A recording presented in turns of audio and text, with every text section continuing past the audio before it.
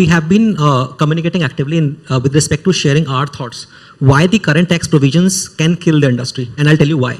Right, so there are various provisions, right, which were highlighted in the bill, right, which, like example being 1% TDS. Now, if you look at the consequences of that, right, the moment people start paying 1% TDS on every trade they make, that's essentially blocking, after you make like 100 trades, that's blocking most of the capital. Right, and that will not serve the purpose, right, and then it will create unnecessary accounting nightmare for the government, for the individuals, and that's not benefiting anyone, right. TDS is good.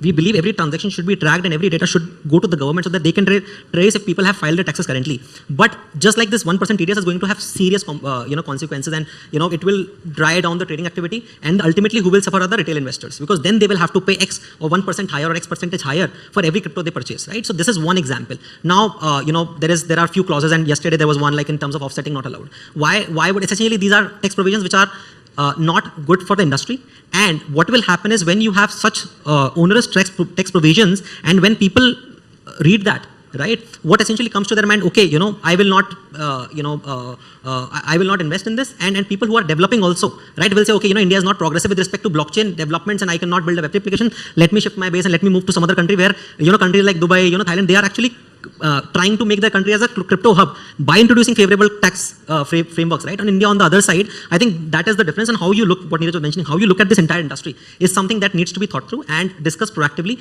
We are doing communication from our side with respect to sharing what the industry stake is, but I think same has to be mutual, and then that needs a deeper discussion. Every single point, right, that is coming on with respect to taxation, with respect to regulatory framework, that has to be thought through in consultation with the industry in depth, because the space is new and it requires deeper discussion so that we don't take any step which will be detrimental to the growth of the industry. Are you fearing